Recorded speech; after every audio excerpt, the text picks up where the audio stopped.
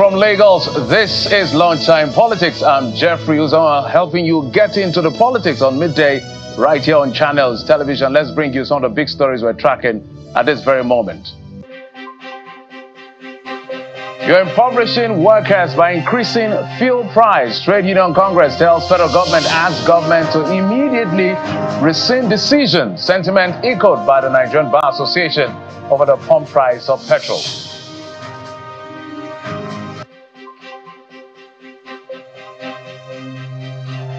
As the Labour Party extended, stakeholders defy Abure-led NWC to inaugurate a 29-man caretaker committee chaired by former Finance Minister Senator Nenadi Usman.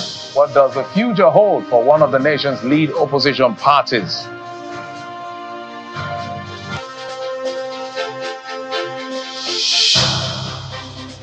And the National Economic Council gives Adamawa, Sokoto, Kwara, Kebbi, and FCT till September the 9th as deadline to submit report on proposal for the creation of state police.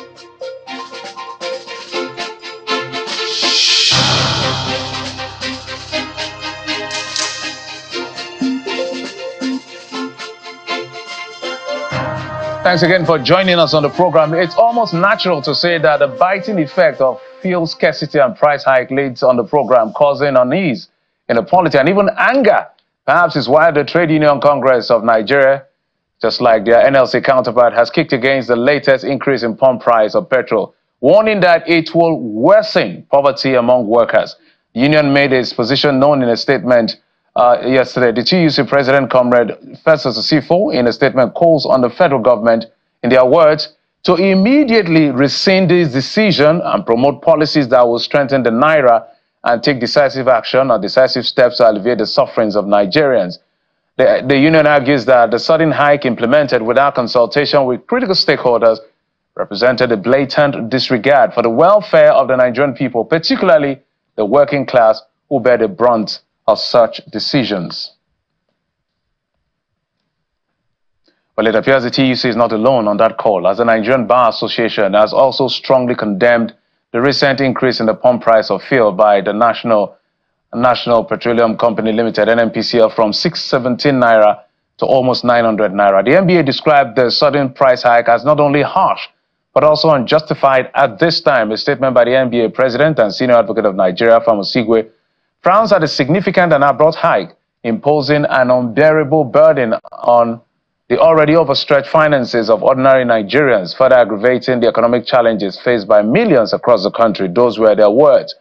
While the NBA says it acknowledges the necessity of the economic reforms and recognizes the government's responsibility to make difficult decisions, the association said these decisions must be made with the utmost consideration for their impact on the welfare of citizens.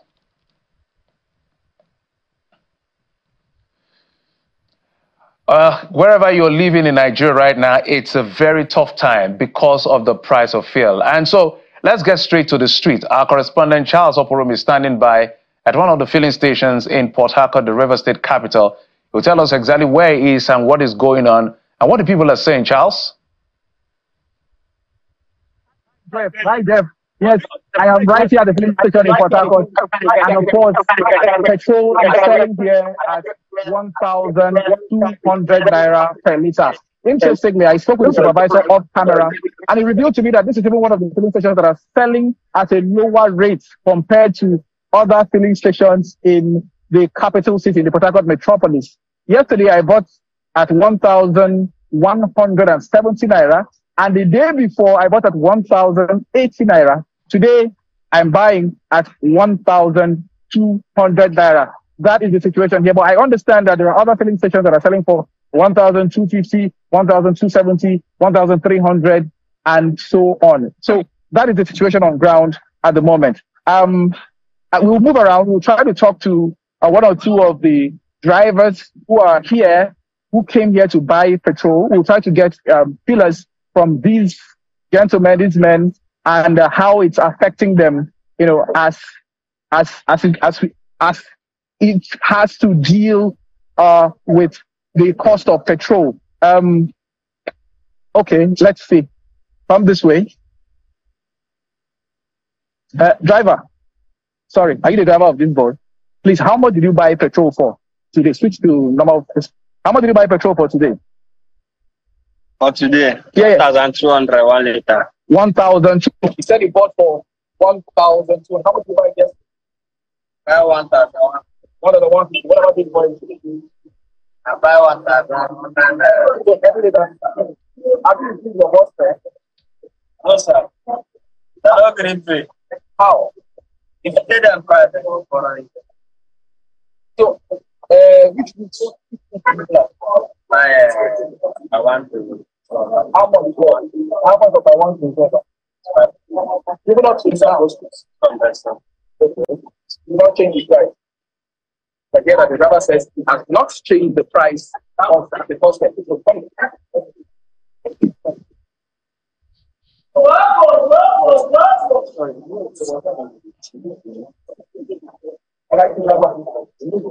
much did you buy petrol?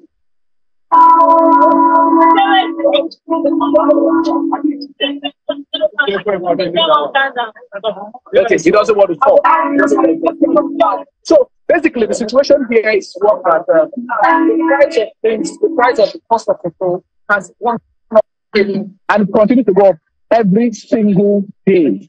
The supervisor of this particular filling station, he doesn't want the filling station's name in on screen, but he has said that the cost of getting this from the depot is a major challenge. That is the reason why, you know, the prices will continue to go up, and there's nothing they can do about it. Yes. Charles, I must thank you. This is reality on the street. We must thank you. So apparently the volatility, that's our correspondent Charles Oporum reporting from the streets of Port Harcourt as far as the issue of fuel scarcity and price hike is concerned. So reality, the bought it 1,150, 1,100. Today is 1,200 in Port Harcourt. That is the oil base, or they call it the treasure base of the nation. So that is the harsh economic reality that Nigerians have to deal with. But let's move on now from what is going on in the country and head out to China. The president is actually in China. As you know, he traveled for that conference. President Bola Tinubu is actually commending the flourishing economic partnership between Africa and China, which has been seen trade between both countries and regions, rather, estimated at about $280 billion. The president was speaking during the opening ceremony of the 2024 summit of the Forum on China-Africa Cooperation taking place in Beijing. President Tinubu said despite global challenges, the partnership has remained firm. He also re-emphasized the importance of maintaining the momentum in order to deepen the partnership for mutually beneficial relationship. Let's take a listen to him. A landmark of our relationship came in year 2000 with the establishment of the FOCA. This platform has been pivotal in strengthening our economic ties and reaffirming our commitment to mutual progress. Despite the global challenges we face, whether the economic or geographical, our partnership has stood firm, resolute, and offering a powerful example of what can be achieved through respect for sovereignty and non-interference. One of the highlights of this collaboration has been the flourishing economic partnership. Trade between Africa and China has grown exponentially, reaching an estimated $280 billion US. These impressive figures speak volumes about the strength of our economic relationship and expanding integration of our market.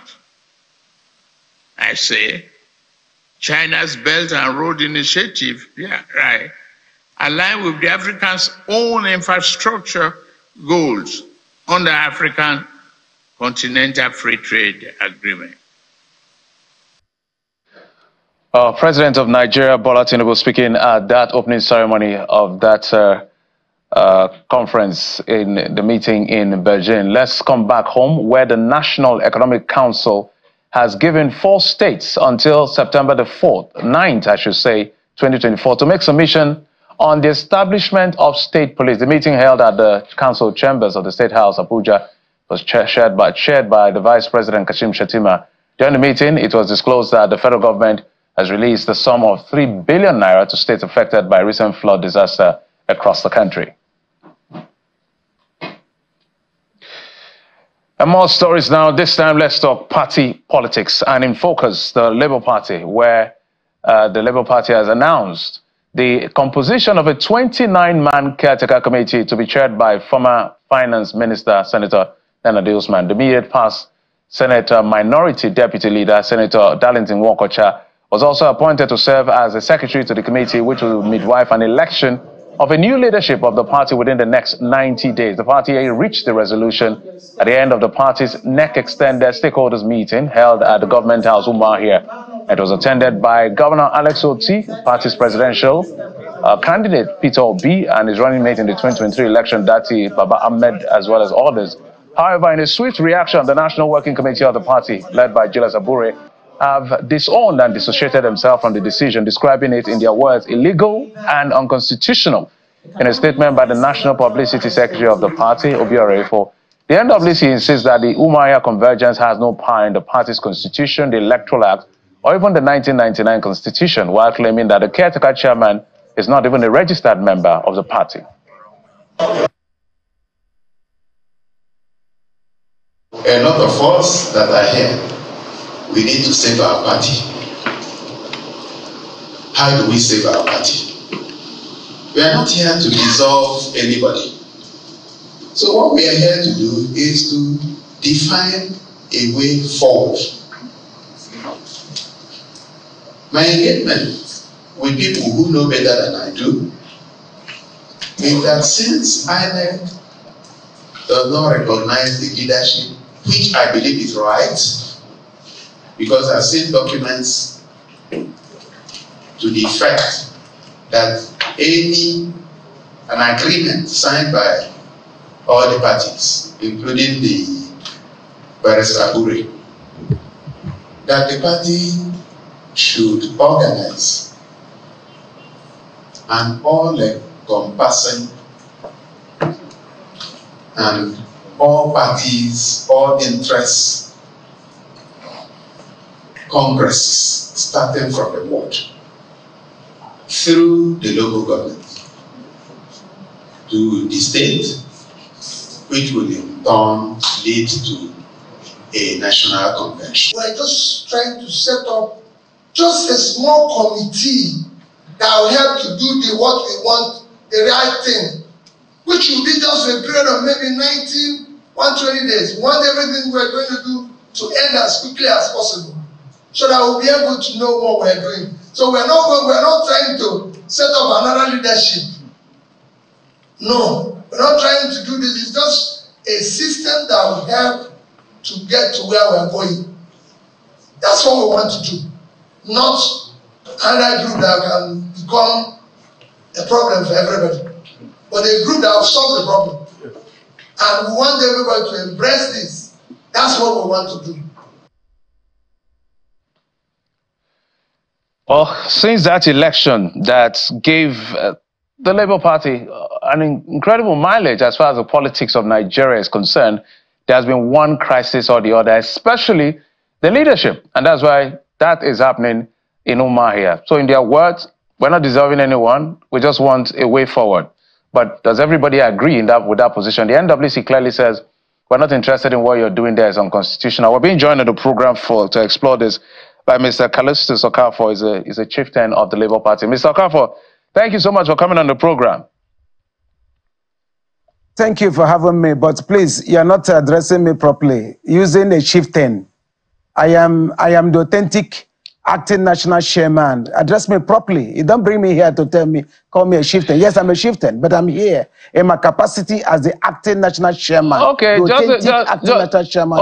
on. So let me be clear. When were you elected the chairman or acting national chairman? What exactly? So that we're clear on what you're doing. Okay, good. There is a consent judgment that has not been obeyed. There is a consent judgment that has not been challenged or set aside. That consent judgment delivered by Honorable Justice Kolawole said there shall be all-inclusive and expansive convention according to the constitution of Labour Party, not according to the constitution of Obedient, not according to the constitution of LSOT, but according to the constitution of Labour Party. And before then, when you said, oh, their tenures have elapsed, their tenures have this, please, I want to put it right. Every judgment must have those that will benefit from it. We came into office, I am a deputy national chairman that emerged in 2014 convention in Akure. And this issue on the ground started by me with Abure, removing the late chairman.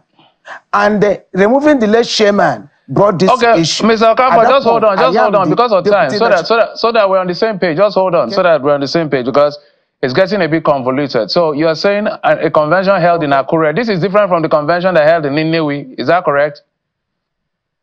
That one in Nnewi was not a convention. I don't want to talk about illegality because you can't. Because hold on.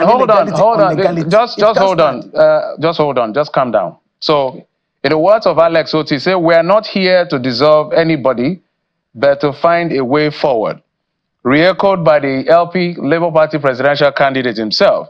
And the, Governor Alex Oti also made a claim that INEC doesn't, if I hear him correctly, I stand to be corrected, that INEC doesn't recognize Julius Abure as the chairman of the party. You are here claiming to be the acting chairman because another chairman was removed or so. But I'm looking at INEC portal, and this is Labour Party, National Chairman Barrister Julius Abure, National Secretary Alhaji Umar Farouk, and all of that. So help me make sense of what is going on here. Okay. Thank you very much. So, just a minute. And added to that, sorry, my apologies, sir. Added to that, the CTC has been set up in Umuahia yesterday, now chaired by the former finance minister, Nenadi Usman. So there's a lot happening. Help us make sense. Okay. Like I said before, there is a consent judgment that has not been obeyed. And in that consent judgment, the beneficiary of that consent judgment is 2014 National Executive Council, which I am the deputy, according to the Constitution of Labour Party. In the absence of the chairman, the deputy takes over. After the consent judgment, whatever that happened after the consent judgment, for me, does not exist because you can't build illegality on legality. That's by the way. Let me talk about Abia State Jamboree. LSOT said that they want to put a structure. They're not dissolving anybody. First, I want to upset here categorically that Dr. Alex Oti, His Excellency, the governor of Abia State, has no powers to elect, has no power to appoint, has no power to put anybody in acting capacity. He is only a governor. Anyway, I could understand that he came, Obedient brought them. That movement brought him. Then Obedient, if you recall, a few days back, His Excellency P2B elected somebody or appointed somebody, Tanko, as his coordinator of Obedient. So I can see this is a continuation of appointing Obedient coordinators, acting a committee of obedience to help what their obedient group, not Labour Party. When it comes to Labour Party, there is a constitution. Labour Party has constitution for crying out loud. LSOT is not a working committee member. He is only a National Executive Council member. And even as a National Executive Council member, the constitution made it clear who will call that meeting, who will call National Working Committee, who will call a National Executive Council, who will call National Convention. LSOT is not in anywhere, or P2B is not in anywhere in that category. So at what constitution or at what power where does he derive his power to call for a so-called meeting that he has the power to put a 29-man committee that will draft the process? That is unbelievable. These are people. You see, LSOT should understand that somebody signed a paper for him to become a candidate that took him to election that he won. Somebody signed it. All right, Mr. Okafor. A chairman, a national chairman, who has Mr. the power to do that. P2B was also given a nomination form. He filled. Somebody signed it and took it. Mr. Okafor, let's move. It was a national chairman. Let's move forward. Let's move forward on this particular issue so that we accommodate as much as possible. So for you did not agree with what is going on with the CTC. Claire, you also... No. That is, like I said, it's a gathering of obedience. And again, please, before you could, I want to make it clear here. Are you aware that all the people they said they put as their caretaker committee, none of them is a member of Labour Party?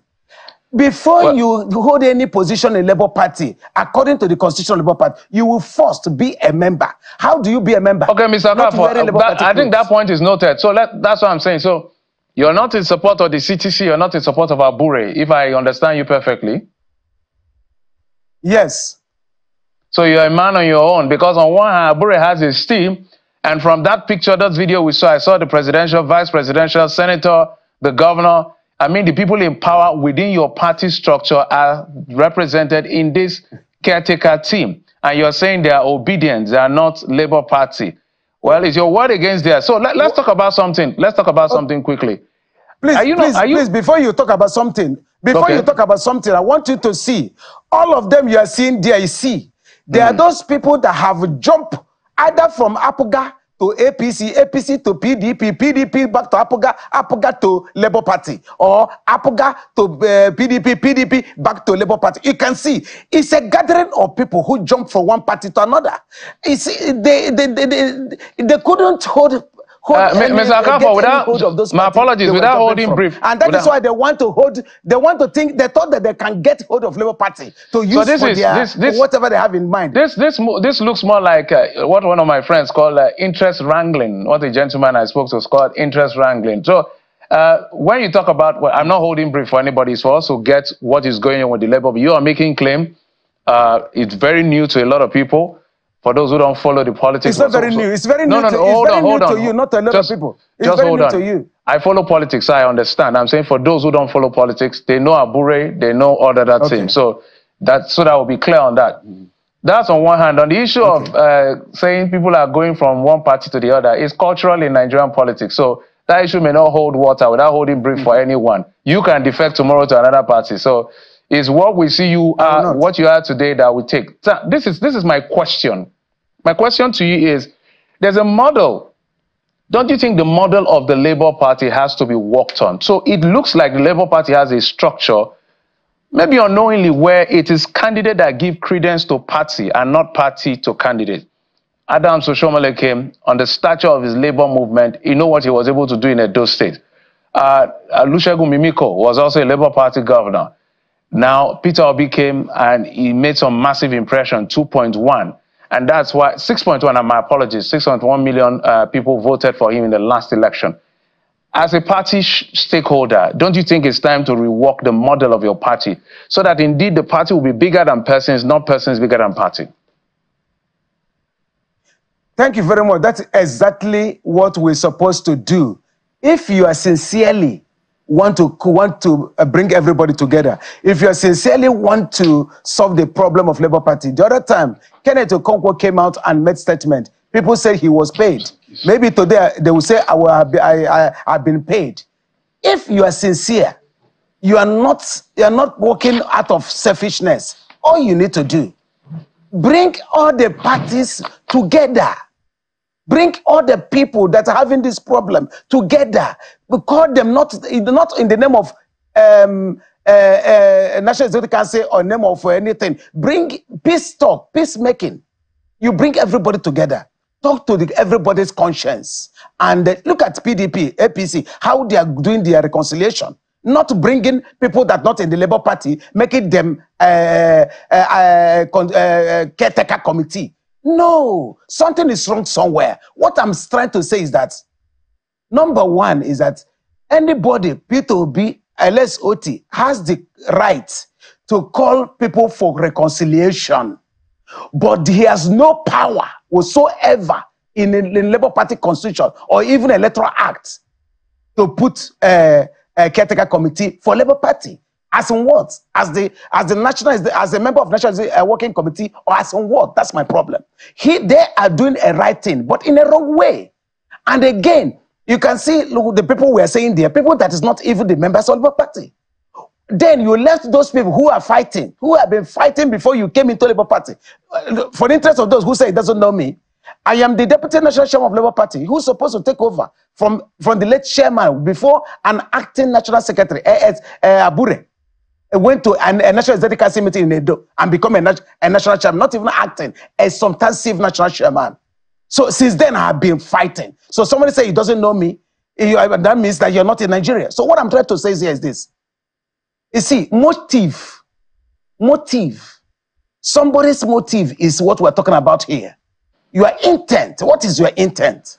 Okay. But I am saying, if you really want to make Labour Party come back together, you really want to bring peace in Labour Party, they know what to do. As of now, what they're doing, they want to bring people they will obey them, people that work together to use our party to go for merger. We will not allow them to use Labour Party for merger. Nobody will use Labour Party for merger. Okay. Well, it disappears that there's a big fight ahead for the Labour Party. I wish you guys the very best. Our job is to bring everybody to the table. You have made claims that some of these people are not members of the Labour Party. Maybe when we give a call to them, they'll come and defend themselves as much. We must thank you, Mr. PoliticsToday Okafor.